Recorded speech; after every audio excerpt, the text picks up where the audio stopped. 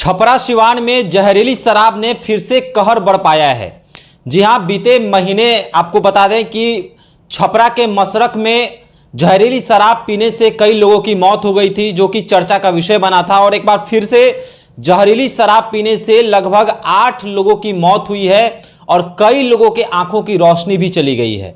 इस चीज को लेकर लगातार अब चर्चा का विषय बना हुआ है कि जिस बिहार में शराबबंदी है, वहां पर यह शराब कहां आखिर बन रहा है, लोग कैसे पी रहे हैं, लोगों के पास ये कैसे आसानी पूर्वक मुहैया हो जा रहा है। शासन प्रशासन पर सवाल उठ रहे हैं। प्रशासन में हड़कंप मचा हुआ है कि आखिर ये मौतें किस तरह हो रही हैं। देखिए, इन तमाम विषयों पर बातचीत करने के लिए मेरे साथ अखिल भारतीय अपराध विरोधी मोर्चा के राष्ट्रीय अध्यक्ष धनवंत सिंह राठौर जी हैं। धनवंत जी, बिहार जहां पर लिकर फ्री स्टेट कहा जाता है, उस स्टेट में फिर से 8 लोगों की मौत और कई लोगों की आंखों की रोशनी चली गई। आखिर ये शराब आ कहां से रहा है? क्या प्रशासन का सह मिल रहा है शराबबंदी? देखिए, गांव की एक कहावत है, सांप भी मरे लाठी भी न टूटे। जहां बिहार में शराब को सबसे ज़्यादा बढ़ावा मुख्यमंत्री नीतीश कुमार ने दिया, क्योंकि 2007 में नीतीश अपने ही काल में राज्य सरकार की नई उत्पाद नीति लाया, जिसके तहत जो ज़्यादा से ज़्यादा बेचेगा उसको ज़्यादा से ज़्यादा टैक्स माफ। और इस कारण से बिहार के हर गांव-गांव तक शराब की दुकानें खुल गई। मंदिर, मस्जिद, गुरुद्वारा, गिरजाघर, स्कूल, हॉस्पिटल सब जगह खुल गया। और इस मुद्दे पर अखिल भारतीय अपराध विरोधी मोर्चा 10 दिन तक अनिश्चितकालीन अमर अनशन पर भी इनकम टैक्स रोड पर बैठी। मुख्यमंत्री आवास मार्च, राजभवन मार्च। तो जहां शराब के खिलाफ, शराब नीति जो सरकार था उसके खिलाफ हमने अभियान चलाया, सैकड़ों धरना प्रदर्शन हमने दी।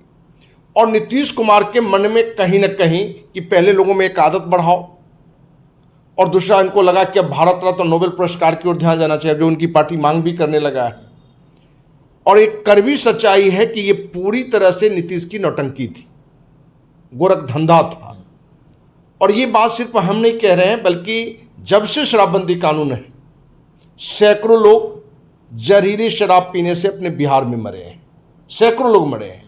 जो अभी घटना जो घटी है सिवान में और सारण डिस्ट्रिक्ट में, जो हमारे पास सूचना आ रहा है कि दर्जन भर से अधिक लोग मौत के गले लगा लिए। केंद्रीय स्वास्थ्य परिवार कल्याण मंत्रालय की जो रिपोर्ट आई, उस रिपोर्ट जो कि सरकार का हिस्सा नीतीश कुमार भी हैं, उसने स्पष्ट रूप से कहा कि जहां शराबबंदी नहीं है महाराष्ट्र में, वहां से ज़्यादा बिहार के लोग शराब पी रहे हैं। और जितनी शराब पी रहे हैं उससे प्रति वर्ष 25,000 करोड़ रुपए का नुकसान हो रहा है, जो बिहार की गरीब जनता का है। और ये पैसा कहाँ जा रहा है? तो बिहार के शराब माफिया के पास, गांव से लेके राजधानी तक जितने माफिया हैं, पुलिस प्रशासन के पास, एक्साइज के सिपाही से, अफसर से लेके राजनेताओं के बीच में, मंत्री से लेके मुख्यमंत्री तक एक बड़ा खेल है। और जहां एक तो जहरीली शराब बिक रही है, वहीं बिहार के चारों तरफ जो राज्य हो या देश हो, सब जगह शराब बिक रहा है। आप कैसे उम्मीद कर सकते हैं कि इस पर कंट्रोल कर लेंगे? और जहां सरकार की ही नीतियां हैं कि सांप भी मरे लाठी भी न टूटे, लोगों में एक मैसेज हो कि शराब के विरोधी हैं। अरे भैया, जो आदमी शराब को बढ़ावा दिया और फिर वही गीत गा रहा है। गांव की ही एक कहावत है, 100 चूहा खाकर बिल्ली हज को चली। तो जो नीतीश कुमार शराब को बढ़ावा दिया, अनेकों तरह के नशा लेने की उनके बारे में मीडिया से भी बातें आती रही हैं, राजनेता भी, उनके नजदीकी लोग भी चर्चा करते रहे हैं, वो इस पूरी शराबबंदी को सिर्फ अवैध कमाई का एक स्रोत बना दिया। उस शराब माफिया के लिए हो, कि पुलिस प्रशासन के लिए हो, कि राजनेता के लिए हो, कि नीतीश तक भी इसकी एक बड़ा हिस्सा जाता है, जिस हिस्सा से ये अपने राजनीतिक पार्टी को मजबूत करते हैं अपने चोर टीम के माध्यम से।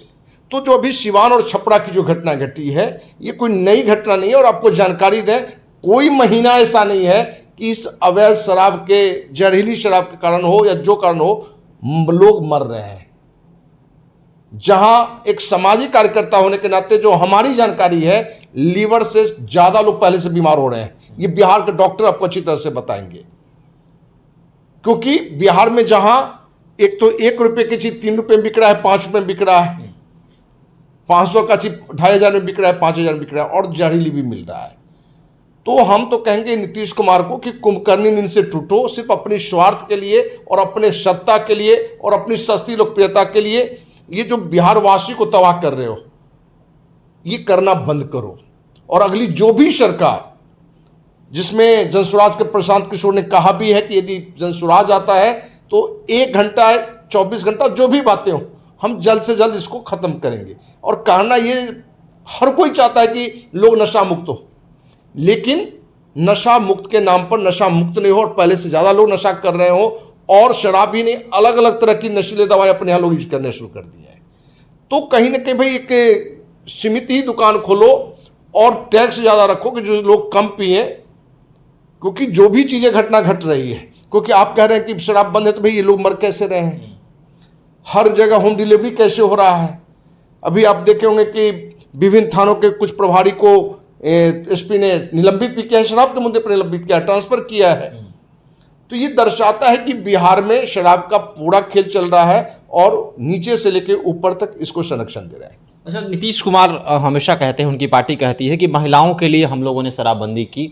महिलाओं का यह कहना था कि शराबबंदी कर दिया जाए ताकि उनके मर्द जो है पीकर आते थे, घर में हंगामा करते थे, मारते पीटते थे। लेकिन शराब के तस्करी में महिलाएं भी शामिल हो गई हैं। अभी वर्तमान की घटना है, खगौल में कई महिलाएं ऐसी पकड़ाई हैं जो शराब की तस्करी करती हैं।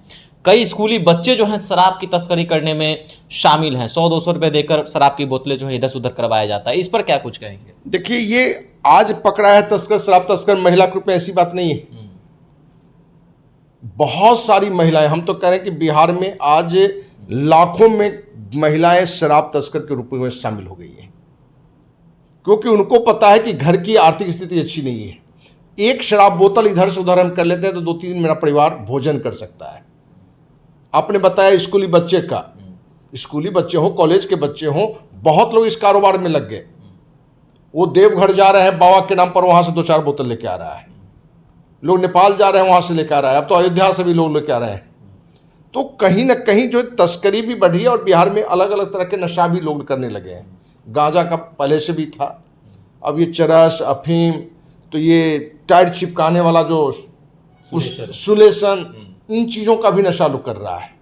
तो राज्य सरकार को सोचना चाहिए कि जो आपकी नीतियां रहा है मोहम्मद बिन तुगलक की तरह, भाई आपको लग रहा है कि ये इस पर हम कंट्रोल नहीं कर रहे हैं, नाम का खाली शराबबंदी है और शराब लोग खूब पी रहे हैं।